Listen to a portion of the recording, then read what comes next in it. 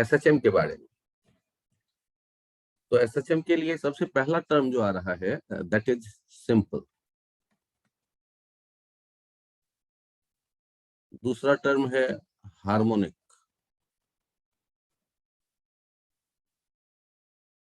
और तीसरा टर्म है मोशन। तो सिंपल तो वैसे ही दिख रहा है सिंपल। काम की बात करते हैं, ये बोरो करते हैं टर्म ये हार्मोनिक। और हार्मोनिक फंक्शन की यदि बात करूं तो हार्मोनिक फंक्शन किसे कहते हैं? जो हारमोनियम की तरफ बजे। कहोगे कि सर फिजिक्स पढ़ा रहे हो कि म्यूजिकल क्लास है। सोचो ना, हारमोनियम में क्या है? सारे गामा पदा निशा, और इसी को इधर उधर करते हैं, गाने बजते हैं। तो ये जो आप देखते हैं म्यूजिक, 7 स्वर हैं हिंदुस्तानी क्लासिकल म्यूजिक में, और उन्हीं से पूरा संगीत का ये दुनिया बना हुआ है। अब हार्मोनिक फंक्शन जैसे साइन थीटा हुआ, तो उसके बहुत से वैल्यूज हैं, बहुत से रिपीटेटिव होंगे, और एक सीक्वेंस उससे मिलता है हमें, और लेकिन वो सारे डाटा +1 और -1 के बीच में ही होता है। तो ये हार्मोनिक फंक्शन जो हुए, जैसे आप देख रहे हैं sine theta, cos theta, sine theta, cos theta, cos square theta, sine square theta.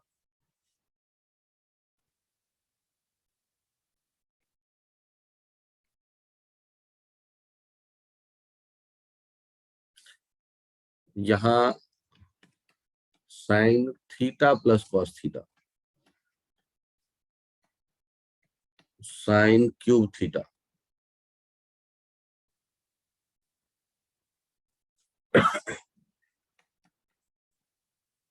Sine cube theta into cos square theta. ये सारे के सारे जो कॉम्बिनेशन है ये हार्मोनिक फंक्शन है। सर टेन थीटा को क्या करूं? यार मेरा तो उससे कोई काम है नहीं। और उसमें एक पंगा ये है ना यार, इनफाइनाइट पे जाएगा, इनफाइनाइट पे जाने में थक जाएगा इंसान, तो मैं उसको तो टच ही नहीं करने वाला। और उस पर मैं रिसर्च भी नहीं कर रहा कि उसको हार्मोनिक के भीतर मैं रखूं या ना रखूं, क्योंकि मुझे शक होने लगा है कि यार इनफाइनाइट तक जाएगा कौन। तो मैंने हार्मोनिक में किसको पकड़ के रखा है? साइन थीटा और कॉस थीटा को। फिर आपके मन में विचार आएगा कि सर सेक थीटा का क्या करूं? यार मैं उससे भी कहूंगा, अभी मैं उसको यहाँ नहीं कंसीडर करूंगा, क्योंकि सेक थीटा 1/cos थीटा होगा तो 1/0 इनफाइनाइट में जाने वाला है, वो भी पंगा करेगा। 1/sin थीटा cosec थीटा भी पंगा करेगा। कुल मिला के यहाँ रुको, cot थीटा 1/tan थीटा वो भी। तो ये साइन थीटा और कॉस थीटा या उसका कोई भी कॉम्बिनेशन, ये है हार्मोनिक फंक्शन। और ये एक बाउंड्री के बीच में ही इनके वैल्यूज आप हमेशा देखते हो। अब बारी आता है कि इनमें हम सिंपल किसको कहें। तो इनमें हम सिंपल किसको कहें? देखिए, मैंने इसे कह दिया कि ये सिंपल है। सर कैसे कह सकते हो? तो देखने में लग रहा है यार सिंपल साइन थीटा सिंपल सा। फिर मैंने कहा कि सर आपने उसे कह दिया, और किसी को नहीं कहोगे? कॉस थीटा को कहा कि ये भी तो सिंपल है, देखो तो। फिर ये हमने इससे कहा, और आप चिल्लाए, अरे सर सारा सिंपल ही है क्या? मैं कहूंगा अरे रुको, 2 से ऊपर नीचे डिवाइड करो, और इसको क्या लिख सकते हो? 1/2 साइन 2 थीटा। तो इतना सिंपल तो हो गया, एक ही तो साइन में जिसे भी हम रिप्रेजेंट कर पाए, तो ये भी सिंपल है। और तो कहोगे कि सर इसका क्या करूं? तो मैं कहूंगा कि भाई इसको भी देख लो, cos स्क्वायर थीटा का कुछ कर सकते हैं तो याद करो, ये लिख सकते हैं 1/2 प्लस 1/2 cos 2 थीटा। ऐसा ही कुछ होता है ना, देखना। और ये हो जाएगा 1/2 माइनस 1/2 साइन cos 2 थीटा। यहां भी cos 2 थीटा। और एक इसे भी चेक कर लो, याद करो, यदि कहीं टर्म होता है a cos थीटा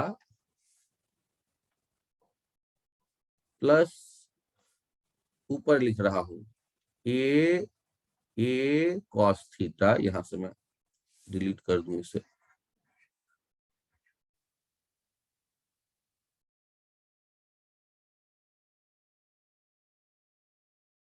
ऊपर एक जो ले रहा हूं देखना ना, a cos theta plus b sin theta, या a sin theta plus b cos theta. याद करो, ट्रिग्नोमेट्रिक इक्वेशन में लिखना सीखा होगा, इसे लिखते हैं a square plus b square, और आगे क्या आता है, sine theta plus five type के फॉर्मेट में ये पहुंच जाता है। यदि आपको याद आ रहा हो तो बताना, ऐसा कभी कुछ सोचा है, देखा है ट्रिग्नोमेट्री में या नहीं। तो चूंकि ये भी कन्वर्ट हो गए एक साइन के फंक्शन में, तो ये भी सिंपल हार्मोनिक है। तो आप जो देख रहे हैं यहां पर फंक्शन लेफ्ट साइड में, ये सारे के सारे कैसे फंक्शन हैं, सिंपल हार्मोनिक। और यहां जो फंक्शन दिख रहे हैं आपको, ये हैं harmonic but not simple, but not simple. आप कहोगे सर एक ही साइन तो है ना, वहां तीन साइन है, sine theta into sine theta into sine theta. Sir इसको भी कन्वर्ट कर लूंगा, करके देख लो, यदि एक साइन में कन्वर्ट हो जाए तो मैं मान लूंगा कि ये सिंपल हार्मोनिक।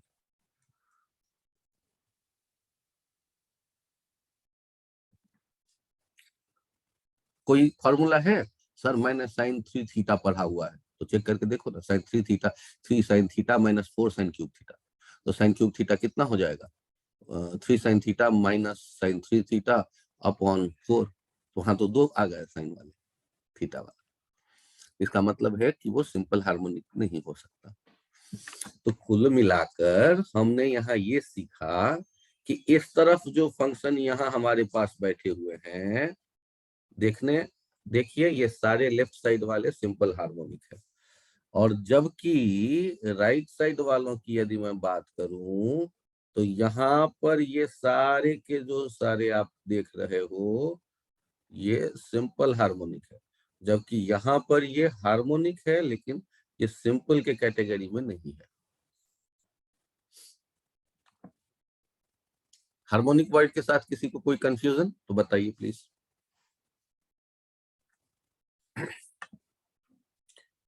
अरे हारमोनियम नहीं भी बजाते होगे, सुने तो होगे यार, म्यूजिक में 7 स्वर होते हैं, और 7 स्वर से उन्हीं को रिपीट करते रहते हैं। उसी तरह साइन थीटा भी अपने डाटा को रिपीट करता रहता है, एक बाउंड्री में +1 -1 के बीच। यहां तक में कोई डाउट आप लोगों के? नहीं सर। बहुत बढ़िया। अब बारी आता है एक और आइडिया के समझने की। ये मोशन कहते ही आपके मन में एक विचार आता है, बड़े अच्छे, और विचार क्या है, equation of motion, equation of motion. ये क्या है, ये है, it is relation between, it is relation between parameters of motion.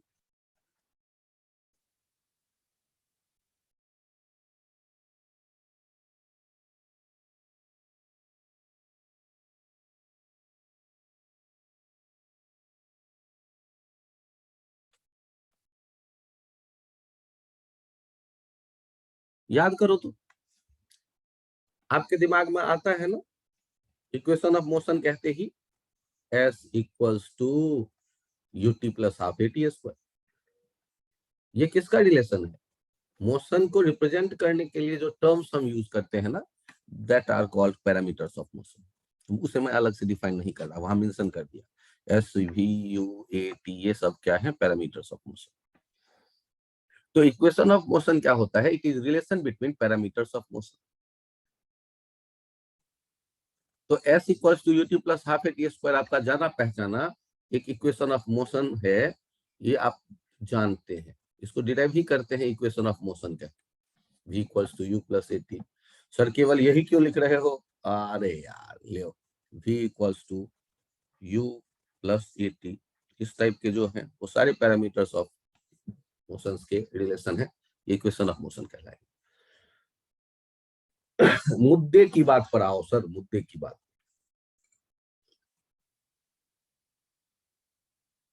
बताना मुझे चैप्टर का नाम। अरे सर एसएचएम। अब एसएचएम में हम किसको जानना चाहते हैं? सिंपल हार्मोनिक मोशन को, ठीक ना? ये किताबों का डिफिनेशन नहीं है, ये मेरा, मैं जनरली ऐसे ही इंटरप्रेट करता हूं, मेरा डिफिनेशन। और कोई इसको गलत नहीं कर सकता क्योंकि तुम्हें खुद ये पसंद आए। अब ये देखो, यहां पर मैं जो अगला पॉइंट लिख रहा हूं उस पर फोकस करो कि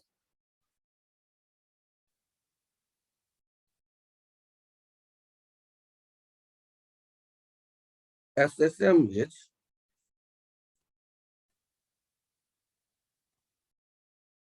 ए motion for which SHM is motion for which SHM is motion for which equation of motion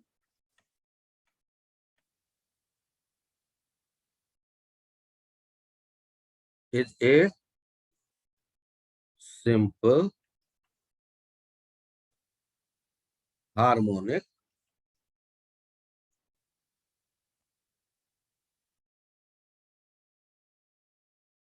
function।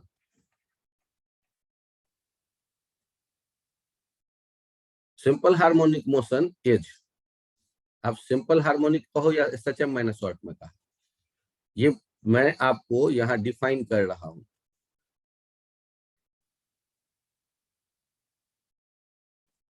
ये सिंपल हार्मोनिक मोशन क्या है? Simple harmonic motion is a motion for which equation of motion is a simple harmonic function. यदि S displacement है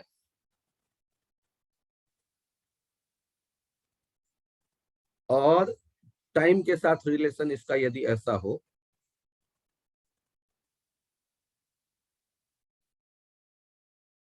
sign omega t, तो displacement time का relation आपके सामने आया ना, ये कैसा रिलेशन कहलाएगा? बताना। क्या सिंपल हार्मोनिक रिलेशन है? सिंपल हार्मोनिक फंक्शन है?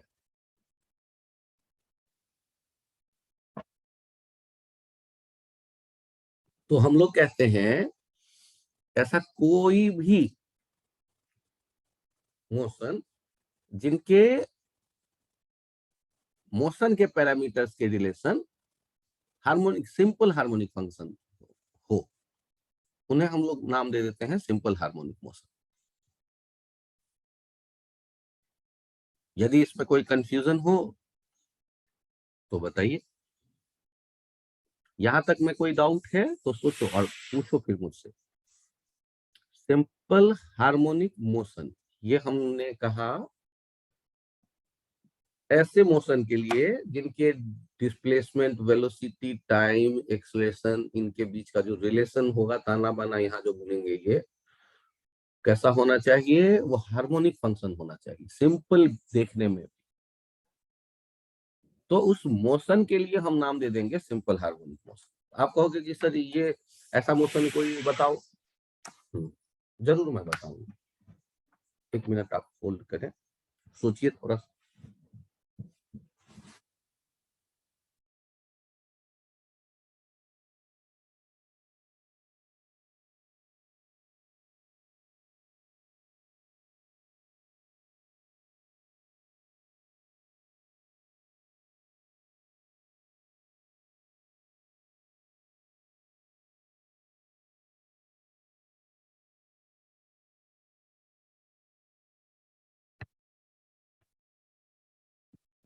आप सोचो, यदि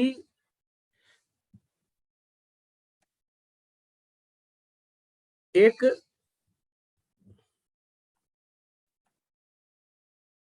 मोशन के लिए मैंने मैथमेटिकली प्रोसीड किया, x equals to a sin omega T,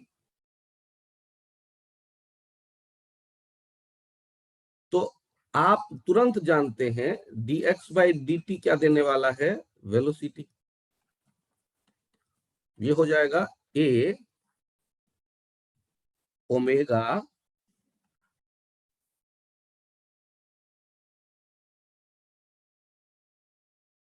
cos omega T. और आप ये भी जानते हैं कि यदि इसको मैं dv बाई dt लिखूंगा तो किस में बदल जाएगा, a में, एक्सलेशन में। स्मॉल एक्सलेशन को रिप्रेजेंट करने के लिए यूज किया।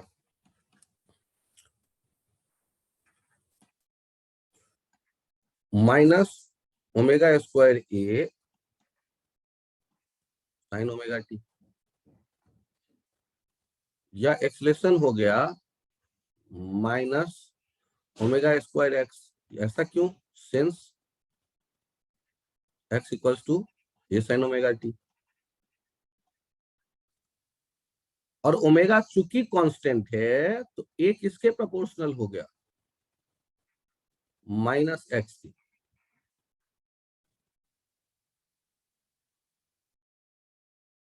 तो यहां से हम अब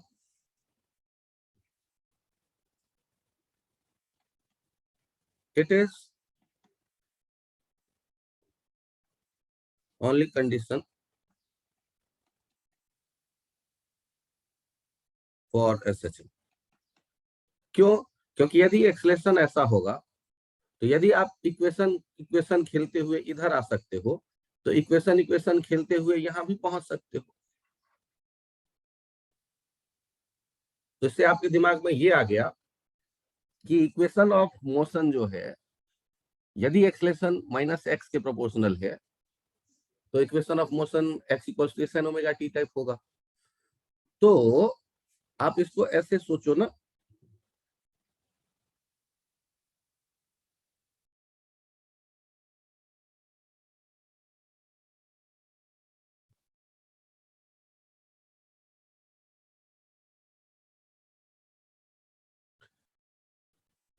कंडीशन फॉर एसएचएम क्या होगा, condition for SHM, if acceleration is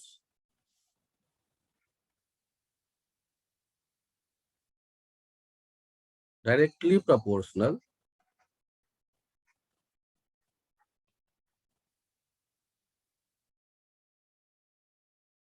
to minus x, where x is displacement from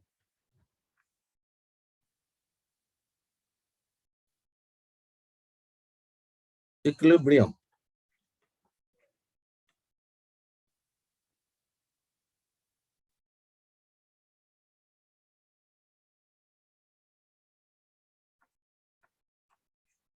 position,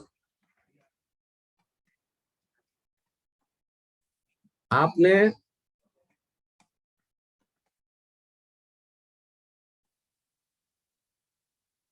then the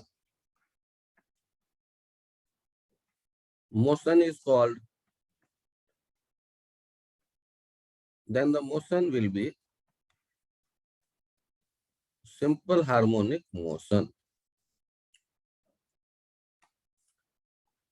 आपको क्या करना है कि सिंपल हार्मोनिक मोशन के लिए एक्सेलरेशन पे फोकस करना है।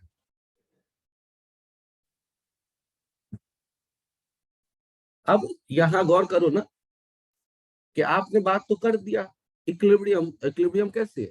तो सोचो x जीरो रखोगे तो a बराबर माइनस ओमेगा स्क्वायर x, वो जीरो हो गया। तो x कहां से डिस्प्लेसमेंट है? इक्विलिब्रियम से। x जीरो, x का वैल्यू जीरो होगा, प्लस a और माइनस a होगा। इन्हीं बीच में पार्टिकल कबड्डी खेल रहा होगा, प्लस a से माइनस a के बीच। x का maximum value plus a, minimum value minus a, और x जीरो है, इक्विलिब्रियम।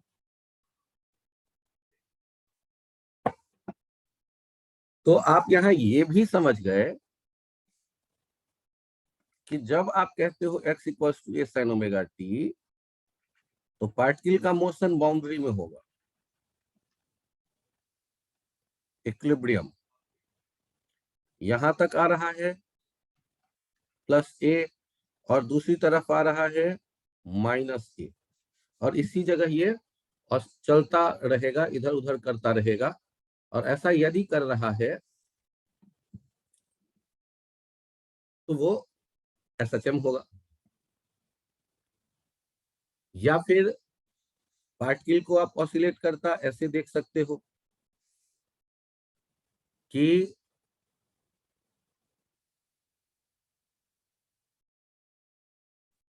यहां y जीरो है, y प्लस a, और इधर y माइनस a, और ये y जीरो। इस बीच में यदि पार्टिकल ऑसिलेट कर रहा होगा, मतलब ऊपर गया, वापस, फिर इधर गया और वापस, जैसे इसमें इधर आया वापस,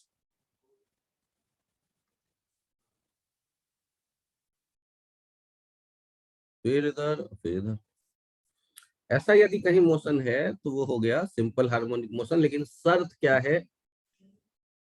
शर्त ये है कि ऑब्जेक्ट जब हो डिस्प्लेसमेंट x पे, तो उसका जो एक्सेलरेशन होना चाहिए ना, वो यहां पर एक्सेलरेशन होना चाहिए minus omega square x.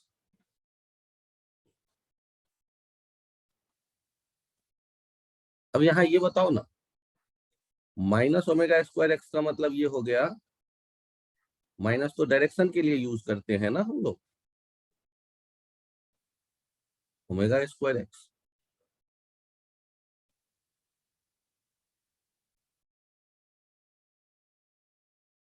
Particle जा कहाँ रहा है वो नहीं, एक्सलेशन होना चाहिए इक्विलिब्रियम की तरफ। तो क्या होगा, पार्टिकल मुड़ के वापस आएगा। और एक्सलेशन यदि उधर ही हो जिधर पार्टिकल जा रही है, तो मुड़ेगा, वो चलता चला जाएगा, वापस नहीं आएगा। और यहाँ बाउंड्री में रहना है, क्योंकि साइन हार्मोनिक फंक्शन की क्या खासियत है, वो बाउंड्री में रहता है उसका वैल्यू।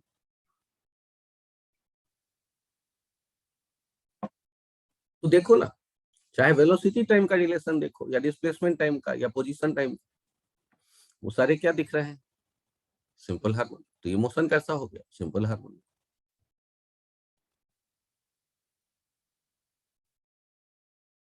अब आप एक काम करो, आपने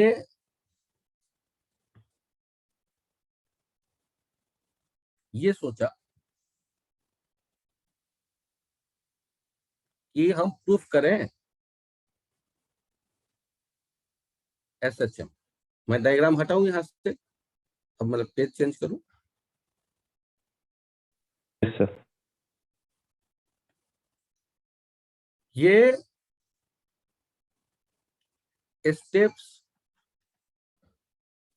to proof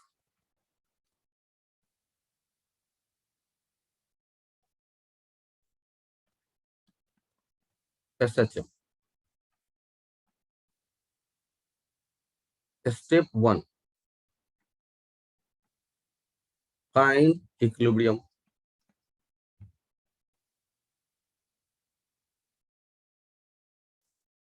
Step 2, displace object from equilibrium.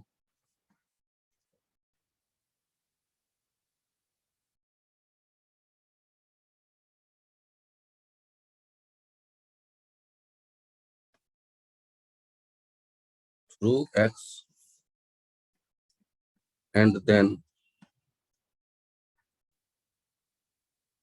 released.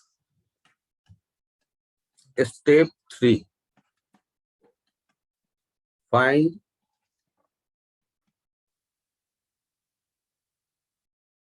acceleration at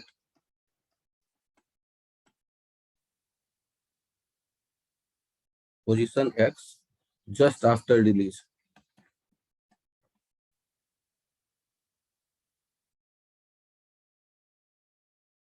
Step 4, if acceleration is proportional to minus X, then motion is SHM. Step 5, compare acceleration F by M with minus omega square X to get omega and time period 2 pi by omega. Step को set करो कि हमें यदि किसी motion को proof करना है SHM है तो क्या करेंगे, थोड़ा सा डिस्प्लेस कर देंगे. डिस्प्लेस करके पकड़ के बैठे नहीं रहेंगे, ऑब्जेक्ट रिलीज कर देंगे और रिलीज करके पता करेंगे कि कितना वहां दिख रहा है वैल्यू एक्सेलरेशन का. यदि वो डिस्प्लेसमेंट पे डिपेंड कर रहा होगा और माइनस साइन के साथ, मतलब जिधर ले गए उसके अपोजिट, तो एसएचएम है.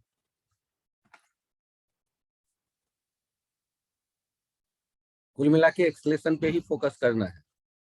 देखो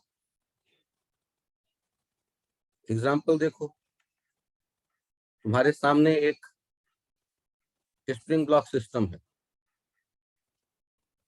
ये अभी नेचुरल लेंथ में है, तो इसका मतलब हो गया कि यहाँ इस पे अभी कोई फोर्स नहीं होगा, ये m मास का है. ये तुम कह लो x0 और ये है इक्विलिब्रियम, क्योंकि एफ नेट दिख रहा है 0.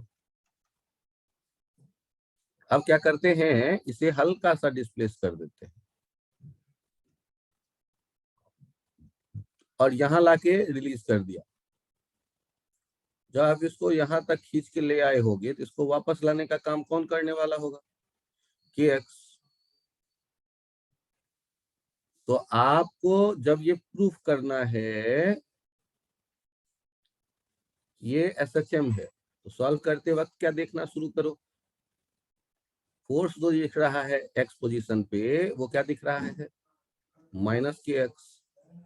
मास से डिवाइड कर दिया, आ गया एक्सेलरेशन.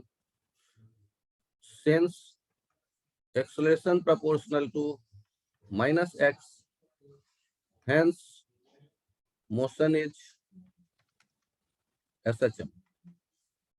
और जैसे ही एसएचएम कहते हो, एक्सेलरेशन जो के एक्स बाई एम है ये किसके बराबर कह दोगे, माइनस ओमेगा स्क्वायर एक्स के बराबर कह दोगे. सोच के तो देखो, यहां पर हम लोगों ने पहले इक्विलिब्रियम देखा, normal MG balance spring force है ही नहीं, इक्विलिब्रियम x0, और फिर उसको थोड़ा सा डिस्प्लेस करते हैं किसी भी तरह. सर आपने इलोंगेट क्यों किया, तो चलो यार कंप्रेस कर लो.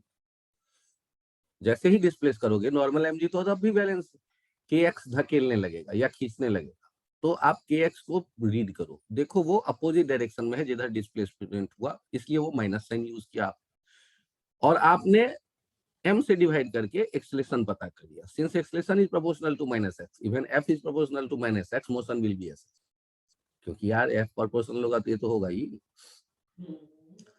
और मोशन इज एसएचएम, ये हो गया minus k x by m minus omega square x. Compare कर लो, ओमेगा कितना आ गया, under root k by m. Time period कितना हो गया, 2 pi by omega 2 pi under root m/q। Spring block system की कहानी समझ में आ गई। ये एसएचएम है, कैसे पता चला आपको? एसएचएम हमने कैसे पता कर लिया कि भाई स्टेप है, फॉलो किए, देखा एक्सेलरेशन -x के प्रोपोर्शनल था, x डिस्प्लेसमेंट था इक्विलिब्रियम से, एसएचएम प्रूफ हो गया।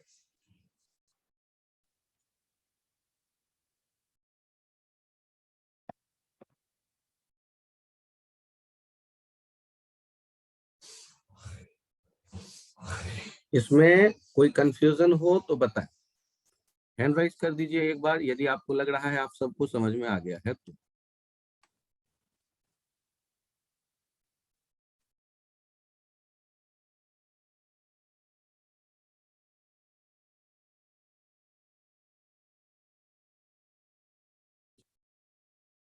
बहुत बढ़िया।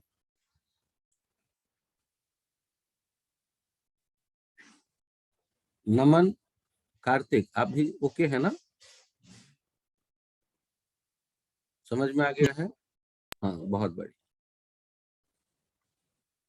यदि यहां तक क्लियर है तो अब एक पॉइंट पे गौर करो, थोड़ा सा एलैबोरेट करता हूं। पेज चेंज करूं? Yes sir. यदि आपसे कहा जाएगा ए पार्टिकल, एक एग्जांपल है, नोट करिएगा साथ में ही, a particle is moving on x axis such that its potential energy is given by u equals to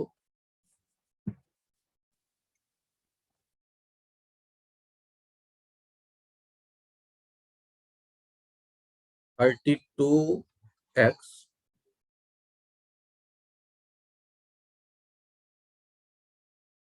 minus 32x plus x square।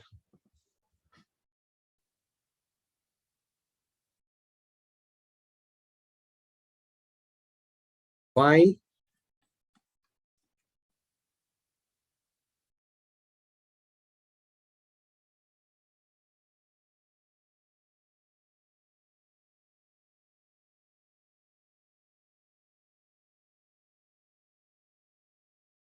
time period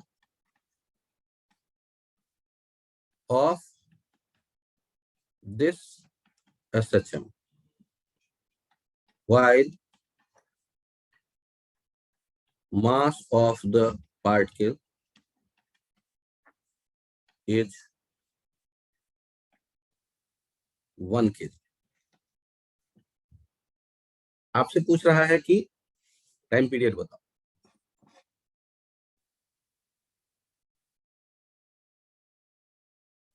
तो आप कहोगे कि सर पहले एक बार ये पता तो चले कि एसएचएम है, तब तो मैं कुछ करूं। देखो, यदि आप कहते हो कि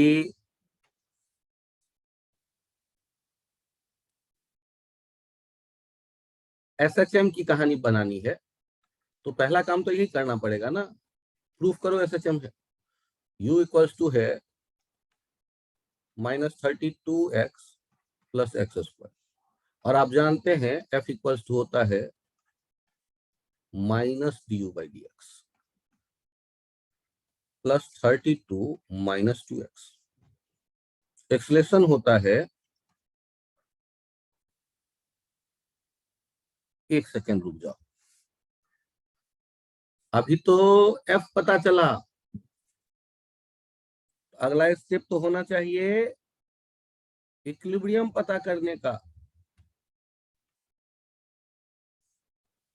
कैसे पता करूं? At equilibrium F0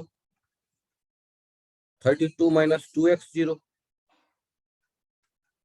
x equals to 32 by 2, that is 16.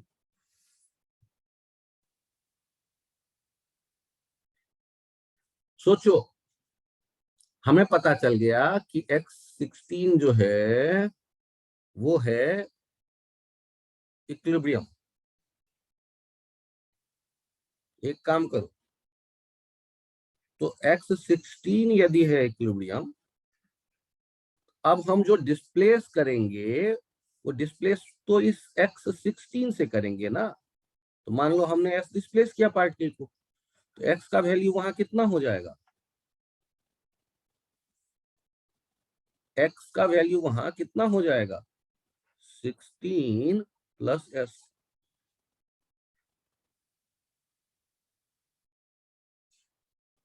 अब ये जो पार्टिकल दिख रहा है, इस पार्टिकल के इस पोजीशन पर आप फोर्स लिखने की सोचो,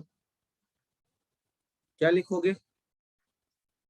32 minus 2 16 plus s। F equals to हो गया -2s। एक्सप्रेशन हो गया F by m -2s by 1। और इसको किससे कंपेयर कर लिया? माइनस ओमेगा स्क्वायर एक्स से। Since a proportional to minus s, hence motion is SHM। और मोशन यदि SHM है, एक्सलेशन होगा माइनस ओमेगा स्क्वायर s। अरे सर, आपने तो कहा था acceleration minus omega square x, ये माइनस ओमेगा स्क्वायर s कैसे लिख दिया? हाँ हाँ, याद करो याद करो। Where x is displacement from equilibrium. Sir यहाँ तो s है, डिस्प्लेसमेंट फ्रॉम इक्विलिब्रियम। हाँ भाई, इसीलिए तो माइनस ओमेगा स्क्वायर s बोल रहा हूँ।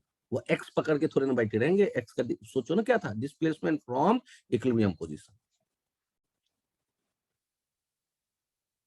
तो सर आपने डिस्प्लेसमेंट को x के बदले s से क्यों रिप्रेजेंट किया? भाई x पोजीशन भी बताएगा, x डिस्प्लेसमेंट भी बताएगा। ये तब पॉसिबल था जब x 0 इक्विलिब्रियम होता था।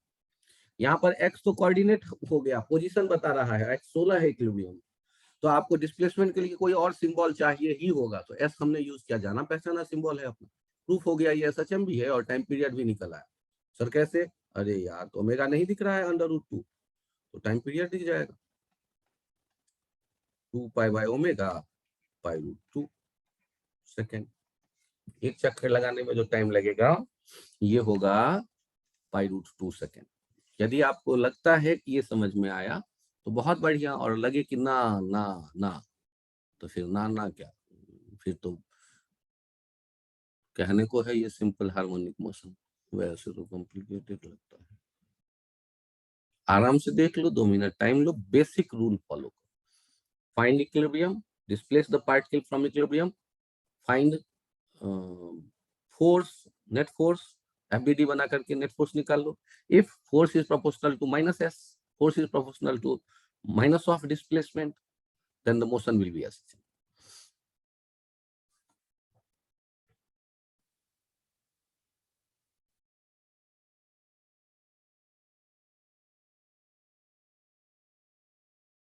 पेज चेंज करूं? Yes sir.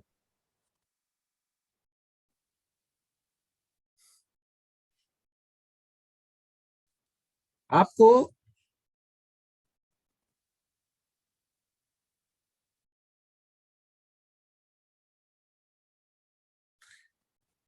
ये जो मोशन समझ में आया हो तो एक एग्जांपल और ट्राई कर लो।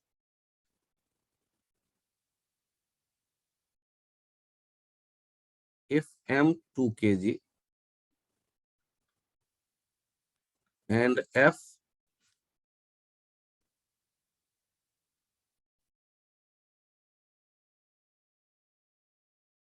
8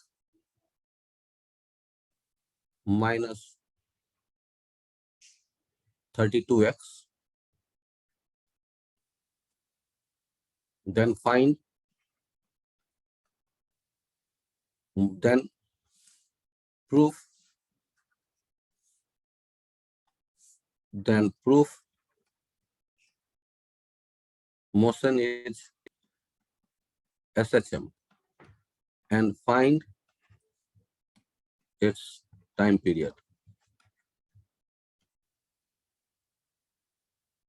मैं 2 मिनट रुकता हूं और आप लोग ट्राई करो अपने अपने कॉपी पे।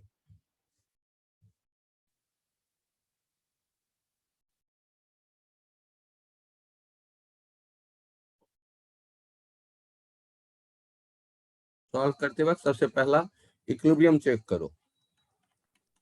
F0 8 minus 32x equals to 0, x equals to 1/4। Diagram बना लो। ये x equals to हो गया 1/4 इक्विलिब्रियम। यहां से डिस्प्लेस करो ऑब्जेक्ट को, ले s डिस्प्लेस कर दिया, ऑब्जेक्ट पहुंच गया इस जगह, वहां पर x का वैल्यू लिख दो 1/4 प्लस s।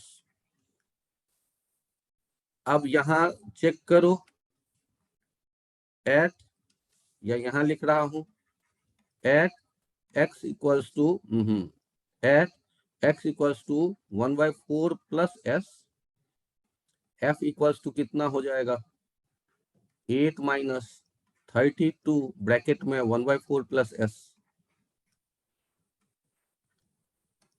8 माइनस 32s,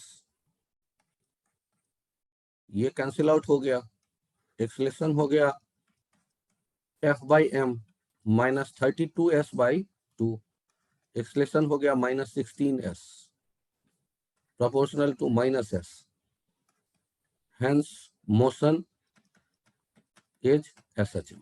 ये प्रूफ हो गया। Now a equals to minus 16s equals to minus omega square s। On comparison, we get omega equals to 4, time period equals to 2 pi by omega, pi by 2 second. क्या आप लोगों के समझ में आ गया? Yes sir. अगला example यदि दूंगा तो बना लोगे? सर आप एग्जाम्पल मत दो, बस पढ़ाओ, डिस्टर्ब मत किया करो मुझे। अरे यार एग्जाम्पल बनाओगे तब तो पता चलेगा कि स्टेप तो सिंपल ही है, थोड़े ध्यान से अप्लाई करने हैं। देखो u देगा तो डिफ्रेंशिएट करके पहले f निकालना पड़ेगा, फिर ये काम करो, और यदि f ही दे देगा तो सीधे इक्विलिब्रियम से कहानी आगे पका लो।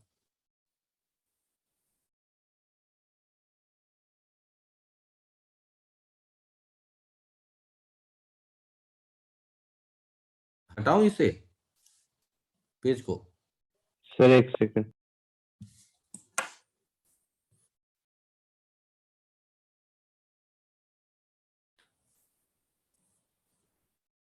नमन, इसमें कोई कंफ्यूजन है किसी स्टेप में आपको अभी? बालक हाँ या ना यदि बोल सकते हो तो बताओ, देख लूं एक बार लिस्ट में। नमन लिस्ट से अभी तो नहीं दिख रहा। रिंकित समझ में आपके आ गया ये पॉइंट क्लियरली? यस ठीक है, हो गया सर। बहुत बढ़िया।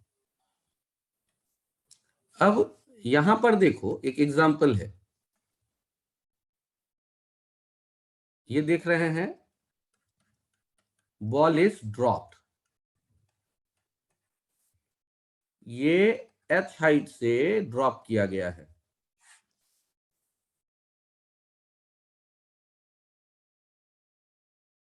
ये आया यहां टकराया और कोफिशिएंट ऑफ रिस्टिट्यूशन 1 है, तो बताओ कितने हाइट तक जाएगा वापस? E square H. तो ई का वैल्यू है कितना? 1, मतलब इलास्टिक कोलिजन है ना, तो वापस फिर कितने हाइट तक जाएगा? H height. हाँ, ये इलास्टिक कोलिजन कह रहा है, इलास्टिक कोलिजन। ये आने में कितना टाइम लगा होगा? √2h/g। जाने में कितना टाइम लगा होगा? √2h/g। तो यहाँ टाइम पीरियड कितना दिख रहा है? टाइम पीरियड यदि मैं बात करता हूं तो कितना दिख रहा है? टाइम पीरियड हो गया टी आने का टी जाने का, ट्वाइस √2h/g। अब देखो ये जो मोशन है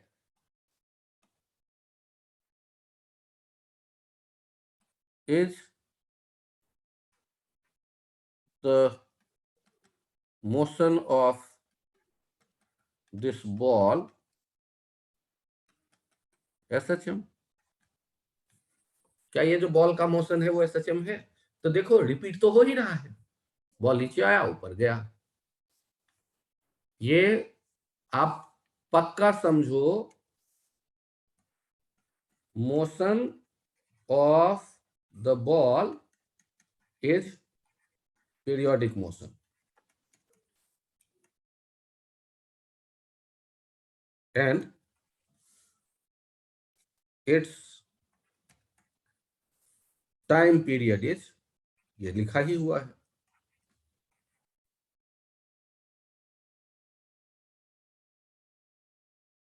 रिपीट, पूरे पास को रिपीट करने में जो टाइम लगता है वो टाइम पीरियड। तो हमें क्या करना है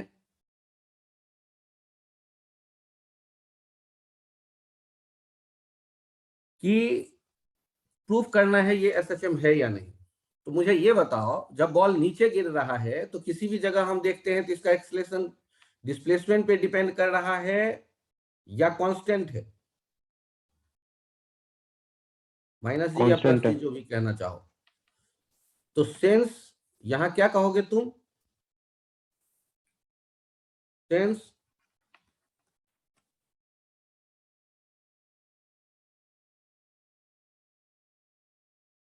acceleration is constant, hence motion is periodic but not SHM। Periodic तो है लेकिन ये SHM नहीं है, क्योंकि एक्सलेशन कांस्टेंट दिख रहा है भाई। जबकि बहुत जरूरी होता है कि डिस्प्लेसमेंट पे डिपेंड करे। मान लो डिस्प्लेसमेंट तुम यही लेते यहां से ऊपर की तरफ, तब भी उस पे वो डिपेंड थोड़े ना कर रहा है एक्सलेशन। एक्सलेशन जब डिपेंड ही नहीं कर रहा है डिस्प्लेसमेंट पे, तो हम क्या कह देंगे कि SHM तो कतई नहीं होगा। SHM कतई नहीं होगा, SHM के लिए ये मस्ट है।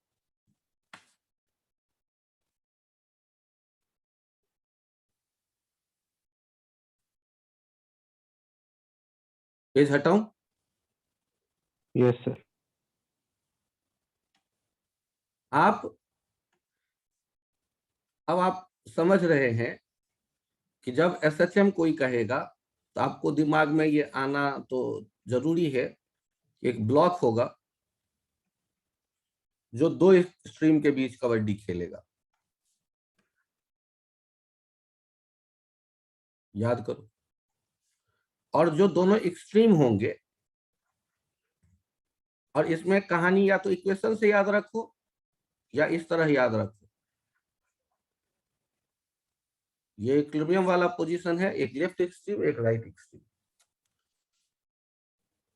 एक्सट्रीम वाले पोजीशन पर ये रुकता होगा, इक्विलिब्रियम वाले पोजीशन पर स्पीड इसका मैक्सिमम होता होगा, तब जाके रुकेगा। ऐसे आया, फिर ये वापस आया होगा, फिर ये इधर जाएगा, यहाँ फिर से रेस्ट पे होगा और फिर ये वापस आएगा, और इस पूरे में जो टाइम लगता है दैट इज टाइम पीरियड। चूंकि सिमेट्रिकल सिचुएशन है तो T/4 T/4 T/4 T/4 ये आने जाने वाला कहानी जो है T/4 T/4 टाइप का है। और टी आपने अभी अभी देखा था 2π/ω, जिसको और कैसे लिखा है आपने स्प्रिंग बॉक्स के लिए तो 2π√m/k। तो ये जो है ये इसके लिए XA के लिए हमने क्या यूज किया हुआ है, एक्सट्रीम। एक्सट्रीम और बीच में क्या था, इक्विलिब्रियम। तो एसएचएम जब भी होगा तो आपको ये बाउंड्री दिखना चाहिए, extreme, left extreme, right extreme, या अपर एक्सट्रीम, लोअर एक्सट्रीम, बीच में इक्विलिब्रियम। इक्विलिब्रियम हमेशा दो एक्सट्रीम के मिड में हो। और ये आप एक टर्म यूज कर लेते हैं एम्पलीट्यूड।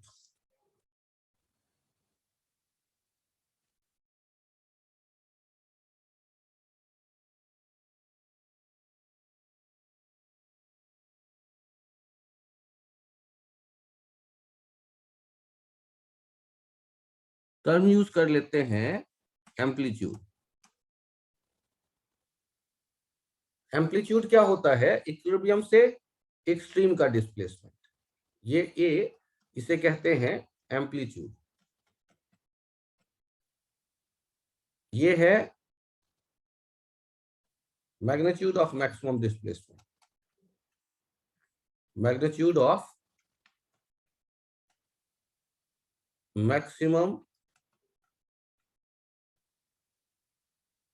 तो एम्पलीट्यूड कभी नेगेटिव नहीं होता है, लेंथ है ये, चाहे वो लेफ्ट की तरफ जाए, डिस्प्लेसमेंट हमेशा, डिस्प्लेसमेंट कहां से, तो हम देखते कहां से है, फ्रॉम इक्विलिब्रियम पोजीशन। एक टर्म आपको एम्पलीट्यूड का भी यहां मिल गया। और एम्पलीट्यूड में वर्ड यूज किया है magnitude of maximum displacement from equilibrium. तो चाहे वो लेफ्ट में जाए चाहे वो राइट में जाए, इक्विलिब्रियम से। और डिस्प्लेसमेंट कहां कहां गया रास्ते से नहीं मतलब होता है, इनिशियल और फाइनल के बीच के शॉर्टेस्ट डिस्टेंस की मैं बात करता हूं। तो एम्पलीट्यूड के लिए क्या कहते हैं, maximum displacement, magnitude of maximum displacement from equilibrium position, चाहे लेफ्ट या राइट। और एसएचएम कह के जो आपके पास कुछ फॉर्मूले थे उनको मैं एक बार और याद कर दिला दूं। एक्स इक्वल्स टू था A sine omega T, V equals to आया था A omega cos omega T. और यदि कोई यहीं से पूछ दे वी मैक्सिमम कितना, तो कॉस थीटा को 1 कर दो, तो ए ओमेगा। और ये कहां होगा, जहां कॉस ओमेगा टी हो जाए 1, मतलब ओमेगा टी हो जाए 0 डिग्री, मतलब साइन ओमेगा टी हो जाएगा, ओमेगा टी हो जाए साइन ओमेगा टी हो जाएगा 0। इसका मतलब एक्स हो जाएगा 0, मीन्स एट इक्विलिब्रियम। वेलोसिटी कहां मैक्सिमम होगा, वेयर कॉस ओमेगा टी 1 हो जाए, ओमेगा टी 0 डिग्री हो गया, साइन ओमेगा टी 0 हो गया, एक्स 0 हो गया, मतलब एट इक्विलिब्रियम। तो आपको ये भी पता चल गया कि इक्विलिब्रियम पे कैसे, वो तो वैसे स्प्रिंग ब्लॉक में दिख ही रहा था, मैथमेटिकली भी देख लिया। अब ध्यान से देखना, आपको या तो पोजीशन टाइम का रिलेशन दिख रहा है या वेलोसिटी टाइम का, मतलब किस टाइम पे क्या होगा वेलोसिटी, मैक्सिमम वेलोसिटी तो दिख गया। लेकिन आपके मन में यह भी तो विचार आ सकता है कि किसी पोजीशन पर वेलोसिटी बता, तो v इक्वल्स टू देखो आप क्या लिखते हो, omega a √1 minus sine square omega t. तो v इक्वल्स टू हो जाएगा ओमेगा ए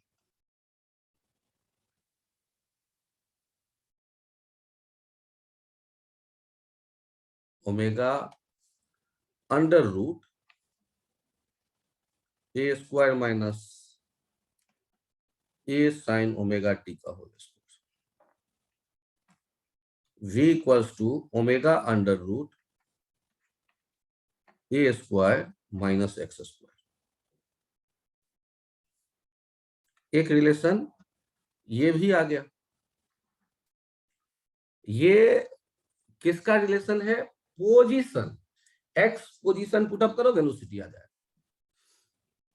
तो जब आपके पास कोई इक्वेशन होता है दो क्वांटिटी का रिलेशन, तो जैसे पोजीशन टाइम रिलेशन है, तो पोजीशन पोजीशन रिलेशन का तो कोई सेंस ही नहीं बनता। आगे बढ़ो, वेलोसिटी टाइम रिलेशन है, टी टाइम पे वेलोसिटी बताओ, ऐसे भी होगा x इक्वल्स टू a/2 पे वेलोसिटी बताओ, तो वेलोसिटी पोजीशन रिलेशन तो होना चाहिए ना। तो वेलोसिटी पोजीशन रिलेशन आपको मिल गया। और याद करो, पहला वाला इक्वेशन जो है उन्हीं को फॉलो कर लो, और एक काम करो, या दूसरा वाला इक्वेशन दोनों मिल करके लेके चले आओ। और नीचे में एक्सलेशन आप जानते थे dv/dt, ये हो जाता था minus omega square a sine omega T. एक रिलेशन तो ये हो गया, और दूसरा इसी से निकल के चला आया था माइनस ओमेगा स्क्वायर एक्स। आपको पोजीशन का एक्सलेशन से रिलेशन भी पता चल गया, और एक्सलेशन का जो मैक्सिमम वैल्यू होगा वो भी दिख गया। एक्सलेशन का मैक्सिमम वैल्यू दिखेगा ओमेगा स्क्वायर ए, मैग्नीट्यूड वाइज ही देखो, ओमेगा ए था वेलोसिटी का मैक्सिमम, और ओमेगा स्क्वायर ए एक्सलेशन का मैक्सिमम। तो ये रिलेशन जब भी मोशन होगा बाउंड्री के बीच में होगा, SHM जब भी रिलेशन होगा वहां आपको एक्सलेशन पता है एक्सट्रीम पे मैक्सिमम हो जा रहा है। क्यों? क्योंकि साइन ओमेगा टी जहां पर 1 हो जाए, साइन ओमेगा टी या -1 हो जाए, मतलब थीटा 90 डिग्री हो जाए, मतलब साइन ओमेगा टी 1 हो जाए, थीटा 90 डिग्री हो जाए, तो उसके लिए एक्स भी देखोगे तो ए होगा या -a होगा। इसका मतलब है साइन ओमेगा टी 1 यदि -1 है तो एक्स भी मैक्सिमम है, मतलब एक्सट्रीम पे हम देखते हैं एक्सलेशन मैक्सिमम। और इक्विलिब्रियम तो डिफिनीशन से होता है, इक्विलिब्रियम में एक्सलेशन 0, तो एक्स 0 पे एक्सलेशन 0। हम लोगों ने कुछ फॉर्मूले देखे, किनके फॉर्मूले देखे? पोजीशन टाइम के, पोजीशन वेलोसिटी, पोजीशन टाइम के थे, वेलोसिटी टाइम के थे, एक्सलेशन टाइम के थे, वेलोसिटी पोजीशन के हैं, एक्सलेशन पोजीशन के हैं। ये कुछ रिलेशन हमने इकट्ठे कर। सर ये आप दोबारा लिखवा रहे हो ना, एक पोजीशन वाला तो पहली बार लिख रहे हो, और यहां तक लिख लो, फिर मैं पेज चेंज करता हूं। तो या तो पोजीशन डिपेंडेंट पूछेगा, और नहीं तो टाइम डिपेंडेंट पूछेगा।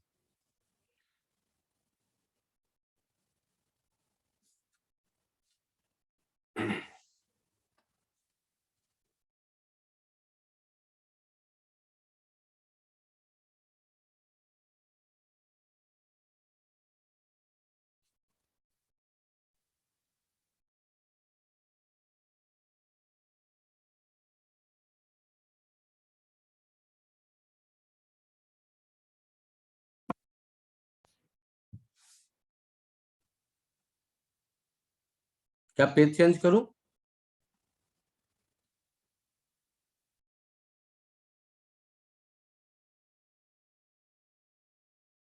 अप्लाई करके देख लो। x 0 है, x इक्वल्स टू a/2 पर ऑब्जेक्ट जब गुजर रहा है इसकी वेलोसिटी कितनी होगी, और इक्वेशन ऑफ मोशन दिया गया है a sin ओमेगा टी, और यहाँ पर एक्सलेशन क्या होगा ये भी बताना है एग्जाम्पल। तो सॉल्व करते वक्त आपको ज्यादा अकल थोड़ा निकाल लगाना है, यहाँ काइनेटिक एनर्जी क्या होगी ये भी बताना है। तो सॉल्व करते वक्त सबसे पहला काम करो, at x equals to a/2, acceleration equals to minus omega square x minus omega square a/2, velocity equals to omega under root a square minus x square, omega under root a square minus a square by 4, omega under root omega a root 3/2। Kinetic energy चाहिए, तो आपको जब velocity पता चल गया तो किसी से पूछोगे थोड़े ना, सीधे लिख दोगे half mv square, half m omega square ए square into 3/4, half M omega square ए स्क्वायर इंटू 3/4। इसमें यदि कोई कंफ्यूजन है तो बताएं आप।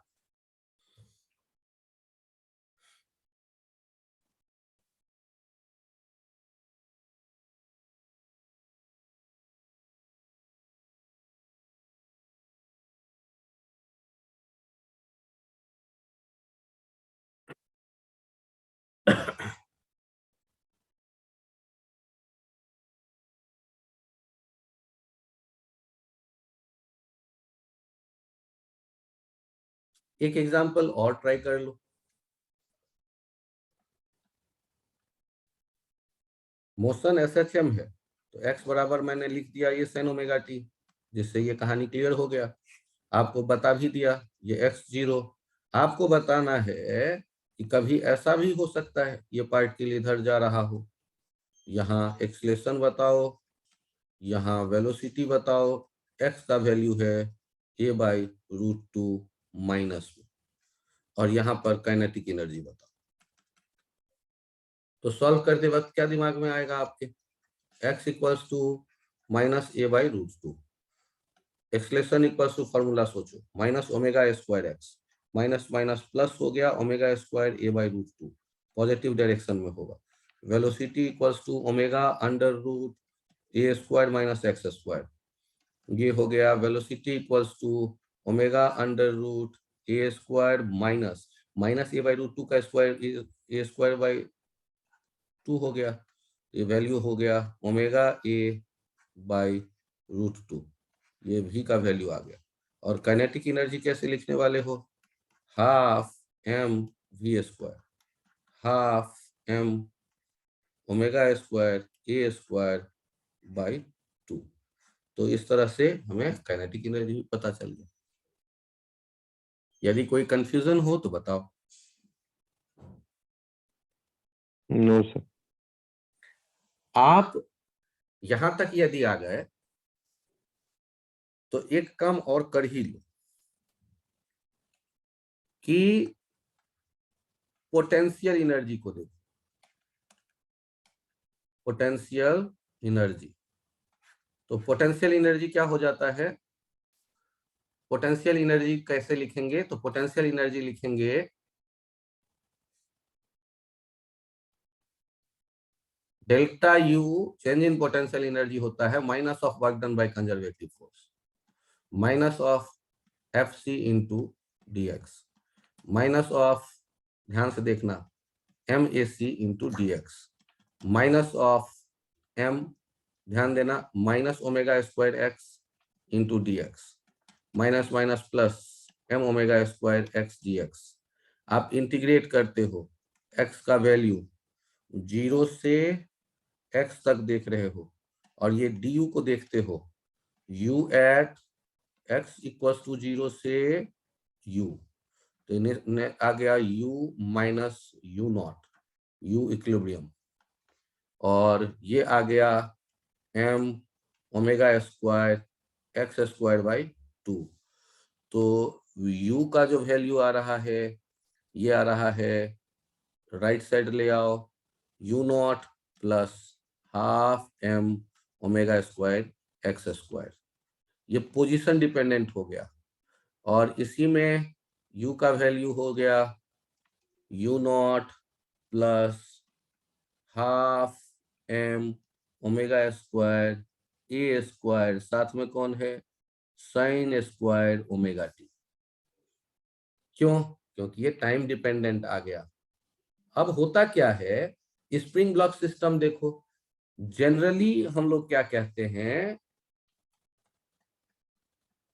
जनरली वी एज्यूम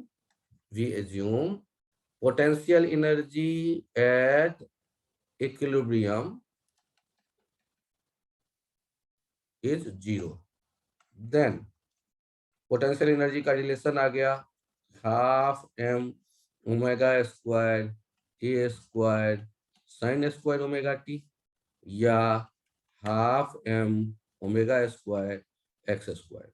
एक टाइम डिपेंडेंट दिख गया और एक पोजीशन डिपेंडेंट रिलेशन दिख गया।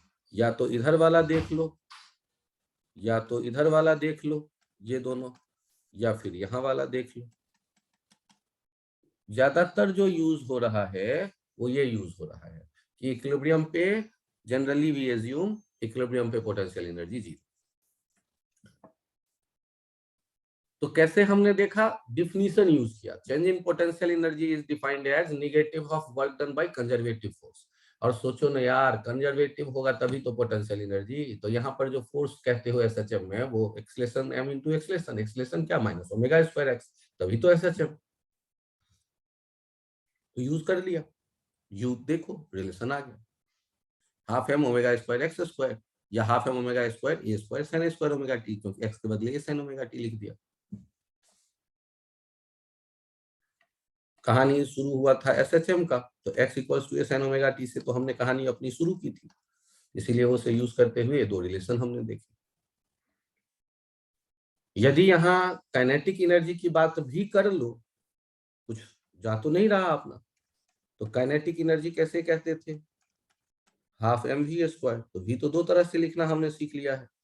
तो एक हो जाएगा हाफ एम ओमेगा स्क्वायर ए square cos square omega T, और दूसरा हो जाएगा काइनेटिक एनर्जी, ध्यान देना, half M omega square bracket में a square minus x square.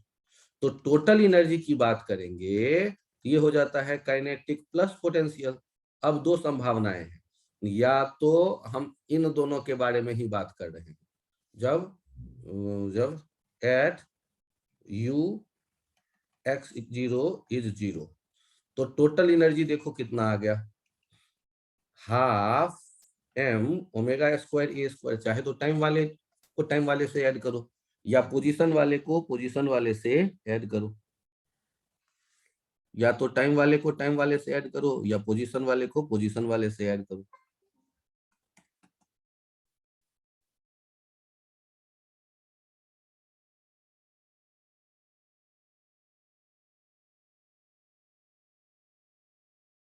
तो टोटल एनर्जी जो आ रहा है, ये आ रहा है कांस्टेंट।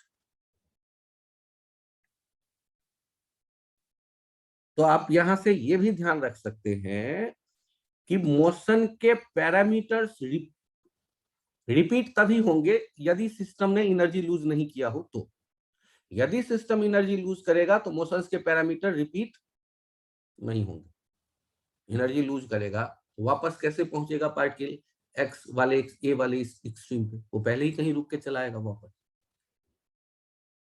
तो मोशन के पैरामीटर्स रिपीट हो रहे हैं, ये तो खास बात है ना एसएचएम में।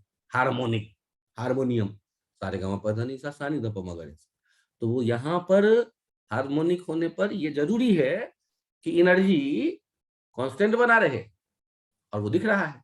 और यदि आप यू नॉट जीरो नहीं करते, इक्विलिब्रियम पे जीरो नहीं करते, तो U naught plus half M omega square ए स्क्वायर आता, तब भी टाइम या पोजीशन पे वो डिपेंड नहीं करता, कांस्टेंट ही आता। अब ये पेज में चेंज करूं, यस सर। यहां आप देख रहे हैं जो वैल्यूज, अब एक बार उनको ग्राफ के फॉर्म में देखिए। एक देखिए एक्स टी ग्राफ, तो रिलेशन बोल दो ए साइन ओमेगा टी, और बड़े प्यार से एक साइन कर्व को यहां बैठा दो, तब आपके मन में आएगा वी टी ग्राफ। तो v बराबर इक्वेशन लिख दो, omega A cos omega T, और कॉस का ग्राफ बना के बैठा दो। फिर आपके मन में आएगा ए एक्सलेशन टाइम का, एक्सलेशन का फॉर्मूला लिख लो, minus omega square a sine omega T, sign का नेगेटिव वाला कर्व बना दो। फिर आएगा एनर्जी, लफड़ा है थोड़ा सा। एनर्जी तो था एक total energy, half M omega square ए स्क्वायर। फिर था kinetic energy, half M omega square cos square omega two, half M omega square ए square cos square omega two. फिर था potential energy, half M omega square ए square sine square omega t. U0 0 मान लिया है, mostly मानते हैं। तो इनके जब ग्राफ बनाने लगोगे तो क्या क्या आ रहा है समस्या, ये टाइम के साथ बदलेंगे। तो ये हमने एनर्जी डाल दिया, तो ये टोटल एनर्जी वाली कहानी तो फिक्स हो गई, ये है टोटल एनर्जी, ये कांस्टेंट। अब बारी आता है कि यदि मैं कॉस वाले को सोचूंगा, निगेटिव तो कभी होना नहीं है, तो जो भी होगा इसी के बीच में ऊपर ही कबड्डी खेलते दिखाओ। और यदि साइन वाले को सोचता हूं तो 0 से शुरू करके ऐसे बढ़ाते चलो। अब बताओ इनमें से कौन सा है टोटल, टोटल तो पहले लिख दिया, तो ये काइनेटिक वाला कॉस का दिख रहा है और पोटेंशियल वाला साइन का दिख रहा है। तो आपको क्या एनर्जी वाला टाइम डिपेंडेंट ग्राफ समझ में आ गया? तो यहाँ कहानी क्या था, यहाँ कहानी था टाइम डिपेंडेंट ग्राफ्स। यहाँ हमने देखे हैं, क्या देखे हैं, time dependent graph, time dependent graphs.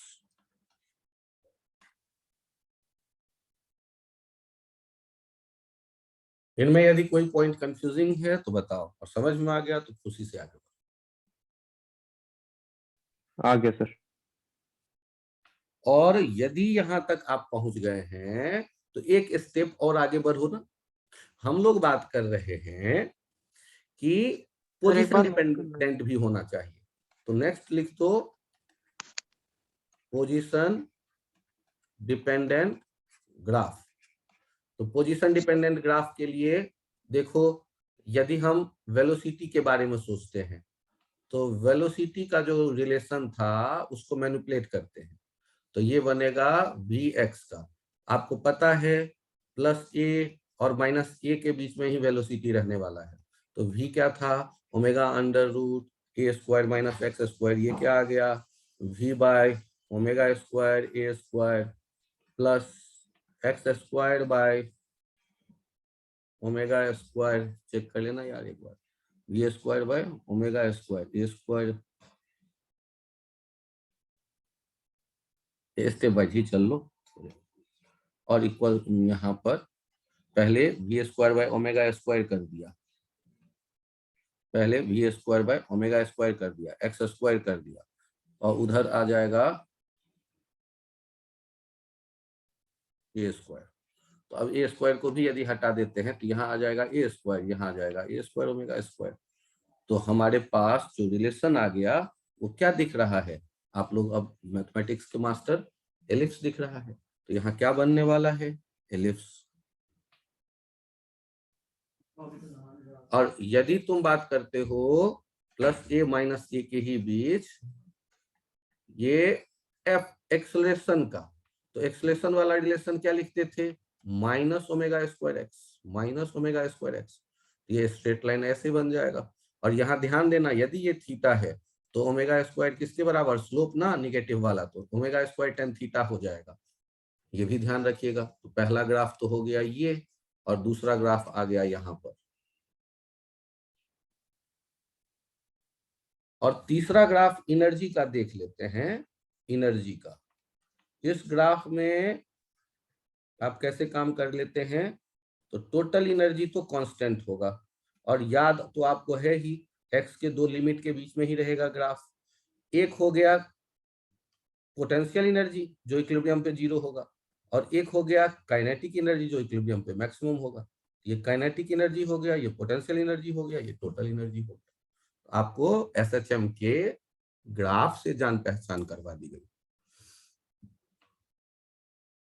अगले टर्न पे फेजर की बात करेंगे। तो आप एसएचएम के बेसिक्स को आप देख रहे हो, और मैं 11th का टाइम टेबल शेयर कर दूंगा।